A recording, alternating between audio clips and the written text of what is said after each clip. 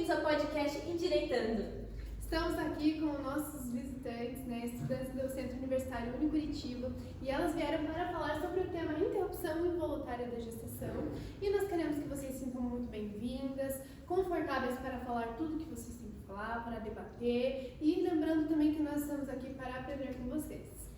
Então, gente, essa aqui é a Érica, estudante de Direito. Essa aqui é a Lindsay, estudante de Criminologia. Essa aqui é a Bianca, estudante de Direito. E a Rafaela, estudante de Direito. Nós somos Geni e Rayana e sejam bem-vindos ao nosso podcast. Podem começar. Então, o tema, sobre a interrupção voluntária da gestação é um tema polêmico, é um tabu na sociedade e tratar desse assunto hoje em dia é realmente muito delicado, porque tem essa controvérsia entre questões de lados, de ser contra e a favor, né? Tem toda essa questão, tem questão religiosa, enfim, abrange muita coisa mesmo. E falar da interrupção da gestação, ao meu ponto de vista, em questão de a mulher, de a gestante querer retirar o feto, né, é um direito fundamental da mulher. Porque assim, entre questão de direito à vida, todo mundo tem direito à vida, né, mas nesse caso, se preserva a vida da mulher, porque em caso entre vida e morte aí, do feto e da mãe, quem é que vai prevalecer? O da mãe. Porém, tem quando uma mulher não quer, simplesmente não quer ter um bebê, porque nem todos os métodos são 100% eficazes, né, gente? Então, a gente tem que saber disso, colocar na nossa cabeça nisso, que o corpo é da mulher, ela decide o que ela quer, ela decide o que ela faz. Então, a gente sabe que tem a consequência quando você comete o ato sexual, você sabe que a consequência vai ser o bebê. Então, ao você cometer este ato, você está se propondo a receber essa consequência. Então, você falou, a frase mais comum, meu corpo, minhas regras. Você tem total autoridade de falar o que você quiser sobre o seu corpo, fazer o que você quiser com o seu corpo, mas não com o corpo do feto, que não tem nada a ver com o seu corpo. Porque você não tem duas cabeças, não tem dois corações. O corpo do feto é totalmente diferente do seu. Você não tem autoridade sobre aquela vida. Então, nessa questão que você falou, quando uma pessoa entra para fazer relações sexuais, ela está destinada a fazer relações sexuais só para gerar um bebê? E os prazeres e a satisfação sexual da pessoa, isso não entra em questão? Tipo, a pessoa só vai entrar em fazer uma relação sexual para gerar um feto, um bebê? Mas para isso tem os métodos contraceptivos. Mesmo que não seja 100% eficaz, a base deles é que geralmente não tenham um bebê. É muito difícil ver casos de pessoas que engravidou. Também tem a parte assim de às vezes a pessoa não tá 100% ligada naquele método. Se a pessoa não quer... Isso que eu ia perguntar, eu sou meio leiga nesse assunto, mas eu queria perguntar para vocês que entendem como que tá a relação de métodos contraceptivos. Existem, métodos de graça em algum hospital? Sim, existem métodos de graça em vários postos de saúde, hospitais, às vezes na entrada geralmente fica as camisinhas, geralmente você vai em postos e pede a pílula, né? No caso seria como é que se diz o nome? Esqueci. Anticoncepcional? Não, o anticoncepcional. A pílula no dia seguinte ainda não é fornecida, mas o anticoncepcional é fornecido toda vez no postinho, para pessoa que não tem direito a pagar. A camisinha também é oferecida de graça em postos.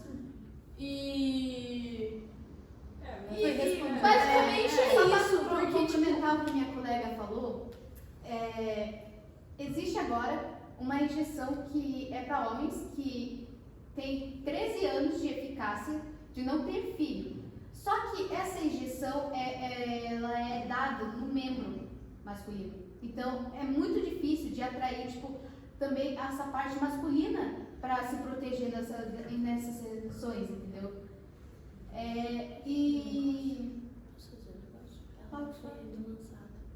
Mas é uma proposta. É do homem, não tem nada a ver. Não tem nada a ver. Mas é de anticoncepcional também, é injetado. Mas qual que é a porcentagem de eficácia? Existe uma tabela que eu saiba, existe uma tabela disponibilizada pela saúde mesmo, que ele diz qual é a porcentagem de eficácia daquele método contraceptivo e qual que é a porcentagem de falha. Se você for perceber lá, a quantidade de falha é menor do que, tipo, a eficácia, porque a eficácia é muito maior. Não vou dizer 100% da população, mas Então, bom, eu vou ter que discordar, né? Porque essa questão de que não é comprovado, de que tem poucos casos de que mulheres engravidadas tomando anticoncepcional, né? Geralmente não. Acontece com frequência. Não é uma coisa que tipo acontece com menos frequência. Acontece com muita frequência. Então, como eu falei, nenhum método é 100% eficaz. Você pode sim ter a opção de manter relações sexuais e ter a opção de tomar o anticoncepcional, né? Os métodos contraceptivos, enfim, tem vários. Mas você também corre o risco de engravidar. E aí? Uma mulher que não quer ter um filho, não pretende ter um filho nesse momento da vida dela, mas manter relações sexuais e toma se previne, né, com os métodos contraceptivos. Engravida. E aí? Ela não está planejando, isso não está planejado na vida dela. Aquele bebê, aquele feto naquele momento não está incluso ali nos planos dela. E ela opta por tirar, né? Opta por tirar o feto. É uma escolha dela, é uma decisão dela, porque assim, muitas vezes, principalmente na sociedade brasileira, uma mulher não tem condições de manter, de sustentar, entendeu? Aí você vai e fala, mas ela que quis, ela optou por manter relações sexuais desprotegida, porque ela engravidou mesmo tomando os métodos contraceptivos, tá, mas ela não tem condições, ela não quer naquele momento. Sem contar que muitas vezes essas mulheres também, às vezes, não escolhem realmente fazer essas relações sexuais. Pode muitas vezes acontecer um estupro. Sim, e nesse caso aí, do caso de estupro, tem uma lei do Código Penal, né, que ampara as mulheres para fazer a interrupção da gestação. Só que nesse caso tem a questão religiosa que vem intervir. E, enfim, a mulher já passando por aquele ato todo de ser violentada, de ter sido constrangida pela sociedade, e aí vem essa questão religiosa, dizer que ela não pode fazer isso porque a vida porque o feto ali é uma vida, entendeu? É uma questão muito, muito, muito delicada mesmo, que deve ser, nesse ponto religioso, deve ser combatido, porque a lei já está amparando a mulher, já está amparando ela por essa questão toda de constrangimento que ela passou. Ainda tem os religiosos lá falando que ela não pode fazer isso, é muito isso. Isso também eles não vão acatar. Sim, não vão acatar, não vão. Isso também me lembra um caso que rolou um tempo atrás de uma menina que foi estuprada pela família inteira praticamente, que os religiosos não queriam que ela abortasse, tanto foram que na frente do hospital, tudo mais. uma menina menor de idade. E tipo, colocaram um ponto sobre as produções, né, as camisetas são distribuídas pelo sistema de saúde, né? Sim, mas até que ponto a qualidade é boa? Porque algo feito em grande demanda para um país inteiro, ninguém vai parar, não, a qualidade vai ser ótima. Tanto é que se você pegar uma camisinha no posto de saúde e você esticar ela arrebenta. Então, existe sim meios, existem muitos meios, mas até onde a qualidade desses meios são boas. Você pode muito bem tomar um remédio para dor de cabeça, mas se ele não for eficaz, não vai solucionar o seu problema. Então, isso é o meu ponto sobre isso. Então, eu vou debater minha colega Érica primeiro. Você falou do caso de estupros, eu vou falar primeiro sobre isso e depois eu vou comentar sobre a sua fala anterior. Então, eu acho, no meu pensamento, eu penso que não vai cessar o drama da mulher, da vida daquela mulher, se ela retirar o filho dela ou retirar o feto. Porque ele só vai ser mais traumatizante para ela, tá entendendo? No caso, existe um filme chamado 40 Dias no Milagre, acho que esse é o nome, né? Que é uma mulher que ele mostra como que funciona a clínica de aborto e tal, e como que é os métodos para arrancar o feto de dentro do útero da mulher, que são métodos que realmente podem trazer algo mais prejudicial para a saúde da mulher, algo que machuque, algo que além de traumatizar o psicológico da mulher, dê consequências terríveis no futuro para aquela mulher, quando ela quiser talvez engravidar, ou até mesmo pode não conseguir mais engravidar porque teve alguma parte do seu órgão rasgado, machucado pelas pinças que eles retiram, o objeto que eles introduzem e tal, para arrancar. E é terrível quando você olha e vê aquilo especificamente. E a sua frase anterior, que você falou, mas tem mulher que não quer ter, entendeu? Então, existe, agora está existindo, está aparecendo mais no Brasil, casas que recebem grávidas e cuidam até ela ter o bebê. Isso também acontece nos Estados Unidos.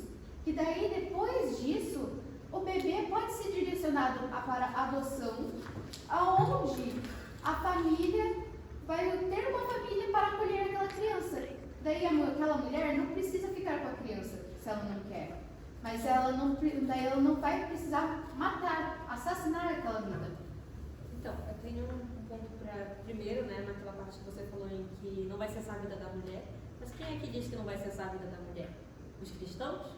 Eles vão dizer, a sua vida vai ser muito infeliz porque você vai retirar o feto. É eles que vão decidir isso? É uma pergunta que eu tenho sobre isso. Eu não sei se existe ou se dava para criar um projeto de lei, e isso, infelizmente, eu parando para pensar, é algo que vai ser vergonhoso, né, constrangedor para a mulher.